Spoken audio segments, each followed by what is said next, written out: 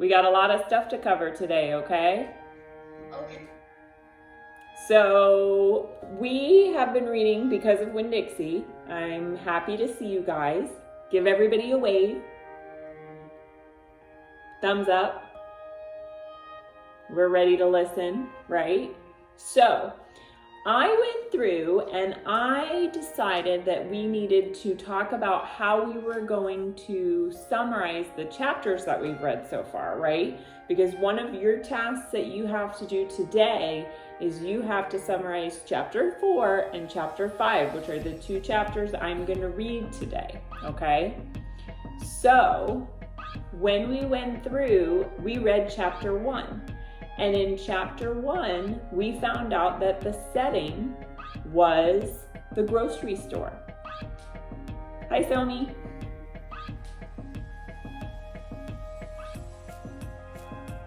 So the chapter 1, the setting was the grocery store. We met two characters. We met Opal, who's our main character, and we met Winn-Dixie, who's another main character, right? Because they're both part of the story. Good job, Troy. Chapter 2. In chapter 2, we meet the preacher, also known as Opal's daddy, right? She calls him the preacher because that's his job, right? He says okay to Winn-Dixie being part of their family, right? So that's also something we find out in chapter 2. Chapter 3, Opal cleans up Winn-Dixie, gives him a bath, makes him look better, gives him some good food, right? And in chapter 4, the preacher tells Opal 10 things about her mom, because remember, she doesn't live with her mom, right? So we just summed up all 4 chapters that we've read so far, and now we're going to start on chapter 5, okay? Chapter 5. Let me make sure. Everybody give me a thumbs up if you can hear me okay? Okay, good, awesome, good job. Winn-Dixie couldn't stand to be left alone. We found that out real quick. If me and the preacher went off and left him by himself, he pulled all the cushions off the couch and all the toilet paper off the roll. So we started tying him up outside with a rope when we left. That didn't work either. Winn-Dixie howled until Samuel, Mrs. Detweiler's dog, started howling too. It was exactly the kind of noise that people in an all-adult trailer park do not like to hear. He just doesn't want to be left alone, I told the preacher. That's all. Let's take him with us. I could understand the way Winn-Dixie felt. Getting left behind probably made his heart feel empty. After a while, the preacher gave in, and everywhere we went, we took Winn-Dixie, even to church. The Baptist Church of Naomi isn't a regular-looking church. The building used to be a Picket Quick store. It was a store, and the first thing you see is the Picket Quick motto. It's written on the floor in little tiny red tiles that make great big letters that say, pick, pick, pick, quick, quick, quick. The preacher tried painting over the tiles, but the letters wouldn't stay covered up. So he just gave up and let it be. The other thing about the church that makes it different from other churches is there aren't any pews. Those are like the long benches that you would sit at sometimes at church. People bring in their fold-up chairs and lawn chairs. So sometimes it looks more like they're watching a parade or sitting at a barbecue instead of being at church. It's kind of strange. And I thought Winn-Dixie would fit right in. But the first time we brought Winn-Dixie to the church, the preacher tied him outside the front door. Why did we bring him all the way here just to tie him up? I asked the preacher. Because dogs don't belong in church, the preacher said. That's why. He tied Winn-Dixie up to a tree and said how there was lots of shade for him and that it ought to work out really good. Well, it didn't. The service started and there was singing and some sharing, and the preacher started preaching, And he wasn't but 2 or 3 words into his message when there was a terrible howl coming from outside. The preacher tried to ignore it. "Today, oh," said Winn-Dixie. "Please," said the preacher. "Oh," said Winn-Dixie back. "Friend," said the preacher. "Oh," wailed Winn-Dixie. Everyone turned in their lawn chairs and fold-up chairs and looked at one another. "Opal," said the preacher. "Oh," said Winn-Dixie. "Yes, sir," I said. "Go get that dog," he yelled. "Yes, sir," I yelled back. I went outside and untied Winn-Dixie and brought him inside, and he sat down beside me and smiled, and the preacher couldn't help it. He smiled back. Winn-Dixie had that effect on people. And so the preacher started preaching again. Winn-Dixie sat there listening to it, wiggling his ears this way and that, trying to catch all the words. And everything would have been all right, except that a mouse ran across the floor. The church had mice.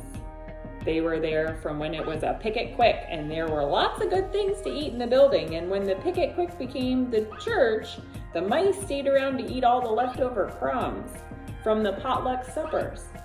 The preacher kept on saying he was going to have to do something about them, but he never did. Because the truth is, he couldn't even stand the thought of hurting anything, even a mouse. Well, Winn-Dixie saw that mouse and he was up and after him. 1 minute, everything was quiet and serious, and the preacher was going on and on and on, and the next minute, Winn-Dixie looked like a furry bullet shooting across the building, chasing that mouse. He was barking, and his feet were skidding all over the polished picket quick floor, and people were clapping and hollering and pointing. They really went wild when Winn-Dixie actually caught the mouse. "I have never in my life seen a dog catch a mouse," said Mrs. Nordley. She was sitting next to me. "He's a special dog," I told her. "I imagine so," she said back. Winn-Dixie stood up there in front of the whole church, wagging his tail and holding the mouse real careful in his mouth, holding on to him tight but not squishing him. "I believe that mutt has got some retriever in him," said somebody behind me. "That's a hunting dog." Winn-Dixie took the mouse over to the preacher and dropped it at his feet. And when the mouse tried to get away, Winn-Dixie put his paw right on the mouse's tail. Then he smiled up at the preacher. He showed him all his teeth. The preacher looked down at the mouse. He looked at Winn-Dixie. He looked at me. He rubbed his nose. It got real quiet in the picket quick. "Let us pray for this mouse," the preacher said. And everybody started laughing and clapping. The preacher picked the mouse up by the tail, walked and threw it out the front door. Then he came back and we all prayed together. I thought about how this story would have made my mom laugh. It would have made her laugh, and I wonder if I could tell her that story one day. And then I decided I talked to God about how I was lonely, and there weren't that many kids at church or in Naomi, Florida, and I wanted friends.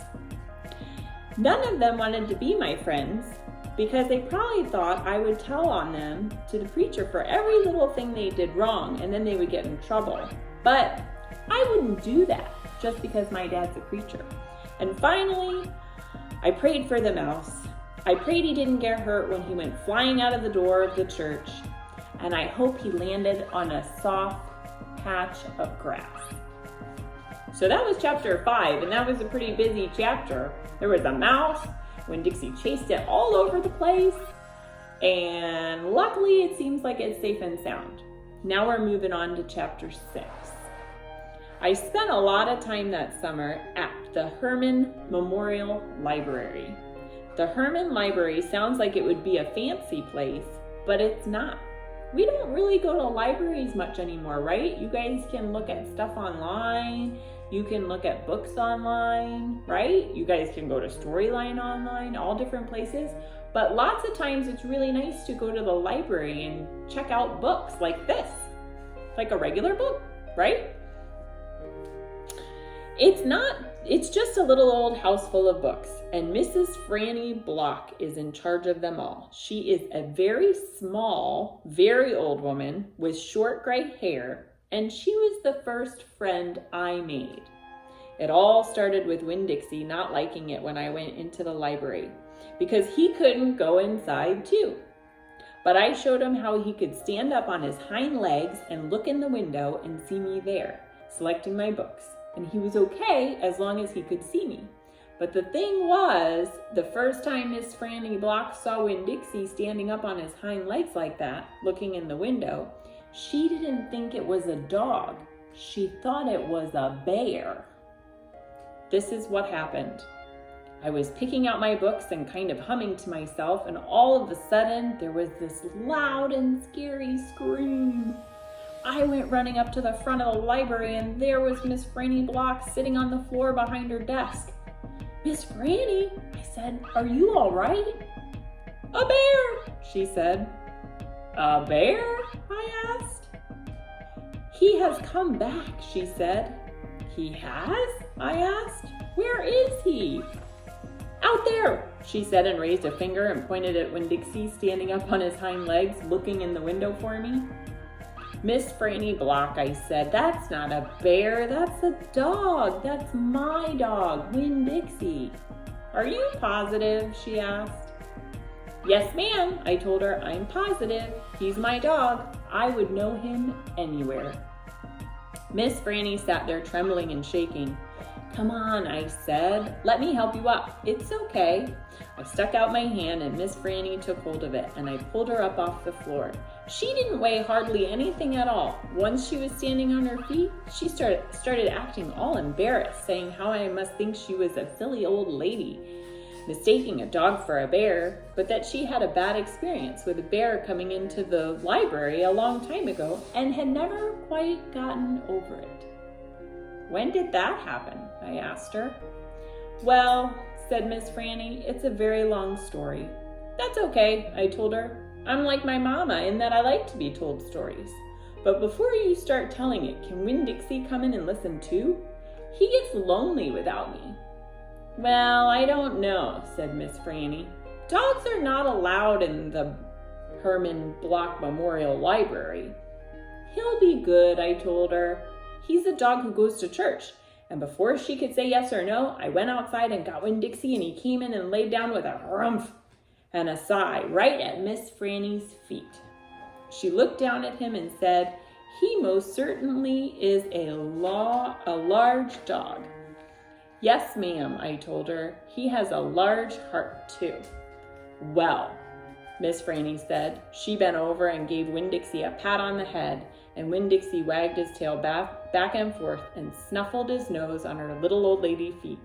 "Let me get a chair and sit down so I can tell this story properly." So that was chapter 6.